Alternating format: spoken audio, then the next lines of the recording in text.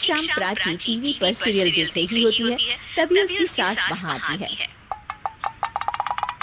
अरे सीरियल में तो ऐसे मग्न है जैसे आज रात का खाना पड़ोसी आकर बनाएंगे। मुझे पता ही नहीं था आपने अपने बेटे की शादी पड़ोस में भी की हुई है। हैं? मतलब? मतलब इस घर में सारा काम बहू ही करती है। आप तो सिर्फ खर्राटे मारती हैं। अच्छा जी, फिलहाल तो तुम आराम फरमा रही हो। चलो जाओ, ये मेरे टीवी देखने का समय है। हाँ, इसीलिए मुझे भगाया जा रहा है। सॉरी, अब तो बिल्कुल नहीं जाऊंगी। प्राची की इस बात पर दोनों सास बहू के बीच टीवी रिमोट के पीछे बच्चों जैसे छीना झपटी शुरू हो जाती है, जिसके बीच श्लोक भी काम से घर वापस आ जाता है। आज मेरी चूहे बिल्ली की जोड़ी किस बात पर झगड़ रही है? अरे तेरी बीवी मुझे टीवी नहीं देखने दे रही। अरे तुम्हारी मम्मी मुझे खाना बनाने के लिए फोर्स कर रही है। अरे वाह, ऐसे बेतुके रीजन पर तो बच्चे भी झगड़ा नहीं करते। अरे मुझे कुछ मत बोल, सब इसने ही शुरू किया है। हाँ हाँ, जैसे आपको बहुत दूध की धुली है ना। अरे बस दोनों चुप। प्राची जाओ, खाने की तैयारी करो। और माँ तो छोड़ो, तुम्हें क्या बोलूं, शांति से अपना सीरियल देखो। मुझे दोबारा लड़ने की आवाज सुनाई नहीं देनी चाहिए। ऐसा बोलकर श्लोक वहाँ से चला जाता है, जिसके पीछे पीछे प्राची भी कुछ न कुछ बड़बड़ाते हुए रसोई में चली जाती है। हाँ, सासू जी को तो कुछ बोलेंगे ही नहीं, बस मुझ पर ही हुक्म चलता है, खाना बनाओ, जैसे मैं इनके घर में खाना बनाने के लिए आई हूँ। इसी तरह शाम बीतती है और रात को श्लोक और प्राची की सास खाना खाकर सोने चले जाते हैं, लेकिन प्राची गुस्से में कुछ खाए बिना काम में ही लगी रहती है। इस घर में किसी को घंटा फिक्र नहीं पड़ता, मैं खाऊं या भूखी रहूं। प्राची कुछ देर के लिए रसोई से बाहर जाती है और जैसे ही वापस आती है तो वहाँ दूध का भरा ग्लास देखकर हैरान रह जाती है।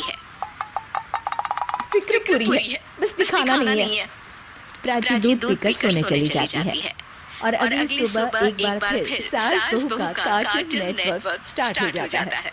ये तुमने ही किया है। अरे अजीब जबरदस्ती है, मैं बोल रही हूँ मैंने कुछ नहीं किया।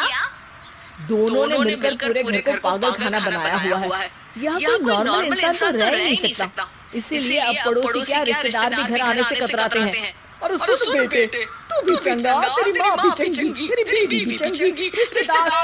हाँ जी, आपको नहीं पता क्या, गंगाधर ही शक्तिमान है, रिश्तेदार ही। हाँ, बस समझ गया। कभी जानवरों जैसे लड़ेंगी तो कभी जुगलबंदी करेंगी। भाई मैं आप दोनों के बीच में नहीं फंसना चाहता। सास बहू की इस मनमौजी जोड़ी से परेशान होकर श्लोक अपना सिर खुजलाता वहाँ से चला जाता है। चलो अब मैं भी कीर्तन में जा रही हूँ। इस पर जैसे ही सास कमरे में अपना पर्स लेने जाती है तो वहाँ नाश्ते की प्लेट रखी देख मुस्कुराने लगती है और नाश्ता करके घर से बाहर निकलते हुए कुछ पैसे टेबल पर रख जाती है, जिसके कुछ देर बाद सिलेंडर वाला घर आता है। ओ मोरी मैया, मैं सिलेंडर के बारे में तो बिल्कुल भूल ही गई थी। घर खर्च के सारे पैसे भी मम्मी के पास है और श्लोक से बोला तो उल्टा 4 बात सुनाएंगे। प्राची ये सोच ही रही होती है कि अचानक उसका चेहरा चमक उठता है और वो घर में आकर इधर उधर देखने लगती है। तभी उसकी नजर टेबल पर रखे पैसों पर पड़ती है, जिन्हें वो सिलेंडर वाले को दे देती है। ये सब श्लोक देख लेता है। अच्छा बेटे, इतना बड़ा घोटाला, सबके सामने मैं तेरी दुश्मन और पीठ पीछे तेरी मेरी यारी। इस पर श्लोक एक प्लान बनाता है और शाम को सब एक साथ बैठे होने पर बोलने लगता है। माँ, तुम दोनों की बहुत लड़ाई होती है, इसलिए मैं सोच रहा हूँ कि प्राची को उसके घर छोड़ाऊं। इससे वो भी खुश रहेगी और तुम भी। अचानक श्लोक की ये बात सुनकर सास बहू शौक से उसकी तरफ देखती है। अरे ऐसे कैसे घर छोड़ाओगे? मुझे नहीं जाना। अरे तुम्हें बोला नहीं, पर मैंने सुन लिया। तुम्हें मम्मी के साथ रहना अच्छा नहीं लगता, मुझे पता है। अरे जब बहू खुद कुछ काम बोले तो वो तुझे सुनता नहीं, और अब जो इसने बोला ही नहीं वो तू समझ गया। जब उसे नहीं जाना तो फिर जबरदस्ती क्यों कर रहा है? अच्छा, फिर आपको मौसी के घर छोड़ाता हूँ। बस अब आप दोनों एक घर में एक छत के नीचे नहीं रह सकती।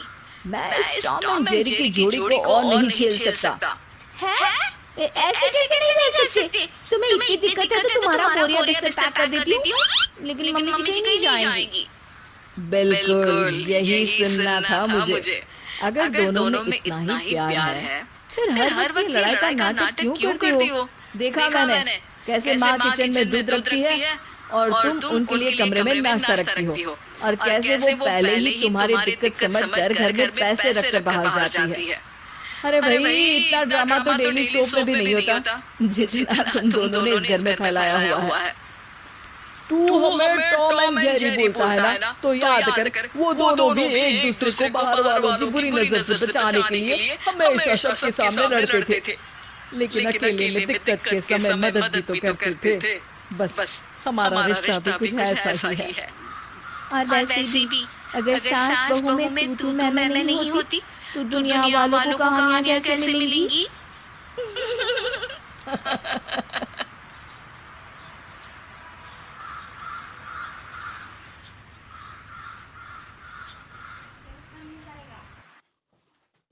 ये चाहे आप 2 भी खा लोगे ना तो बस अब नहीं चाहिए। चटनी और चाहिए तो ले लेना, चटनी बहुत सारी बन गई। आओ